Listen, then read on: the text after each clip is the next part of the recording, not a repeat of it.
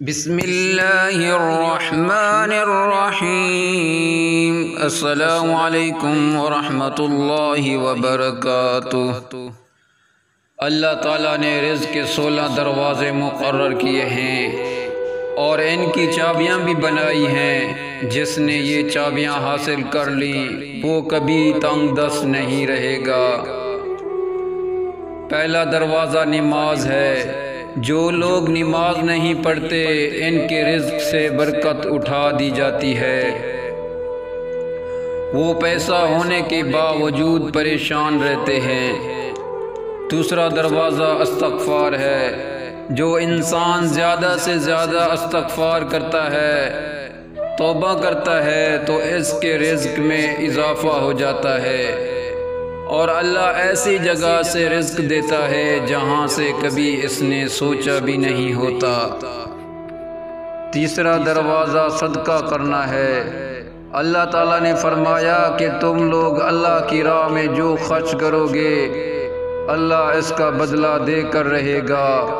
انسان جتنا دوسروں پر خرچ کرے گا اللہ اس سے 10 گنا زیادہ بڑھا کر دے گا۔ چوتھا دروازہ تقوی اختیار کرنا ہے۔ جو لوگ گناہوں سے دور رہتے ہیں اللہ ان کے لیے آسمان سے رزق کے دروازے کھول دیتا ہے۔ پانچواں دروازہ نفلی عبادت ہے۔ جو لوگ زیادہ سے زیادہ نفلی عبادت کرتے ہیں اللہ ان پر تنگ دستی کے راستے بند کر دیتا ہے۔ اللہ کہتا ہے اگر تم عبادت میں کثرت نہیں کرے گا تو میں تمہیں دنیا کے کاموں میں الجھ کر رکھ دوں گا۔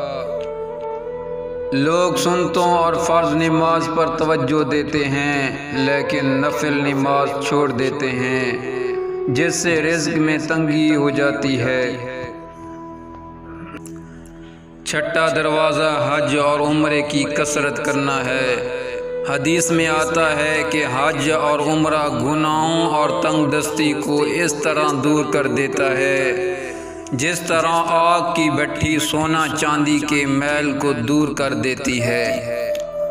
ساتواں دروازہ رشتہ داروں کے ساتھ اچھا سلوک کرنا ہے۔ ایسے رشتہ داروں سے بھی ملتے رہنا جو آپ سے قطع تعلق ہوں۔ آٹھواں دروازہ کمزوروں کے ساتھ صلح رحمی کرنا، غریبوں کے غم بانٹنا، مشکل وقت میں کام آنا اللہ تعالیٰ کو بہت زیادہ پسند ہے۔ نوواں دروازہ اللہ پر توکل ہے۔ جو شخص یہ عقیدہ رکھے کہ اللہ تعالیٰ دے گا تو اللہ تعالیٰ اسے ضرور دے گا اور جو شک کرے گا وہ پریشان ہی رہے گا۔ 10واں دروازہ شکر ادا کرنا ہے۔ انسان جتنا شکر ادا کرے گا اللہ رزق کے دروازے کھولتا چلا جائے گا۔ 11واں دروازہ گھر میں مسکرا کر داخل ہونا۔ گھر میں مسکرا کر داخل ہونا سنت بھی ہے۔ حدیث میں آتا ہے کہ نبی پاک صلی اللہ علیہ وسلم نے فرمایا کہ اللہ فرماتا ہے کہ رزق بڑھا دوں گا جو شخص گھر میں داخل ہو کر مسکرا کر سلام کرے۔ 12واں دروازہ ماں باپ کی فرما برداری کرنا ہے۔ جو آدمی ماں باپ کی فرما برداری کرتا ہے وہ شخص کبھی تنگ دست نہیں ہوگا۔ 13واں دروازہ ہر وقت باوضو رہنا۔ جو شخص ہر وقت نیک نیتی کے ساتھ باوضو رہے اس کے رزق میں اللہ تعالیٰ کمی نہیں ہونے دیتا۔ چوتھا دروازہ چاش کی نماز پڑھنا ہے۔ چاش کی نماز پڑھنے سے رزق میں برکت ہوتی ہے۔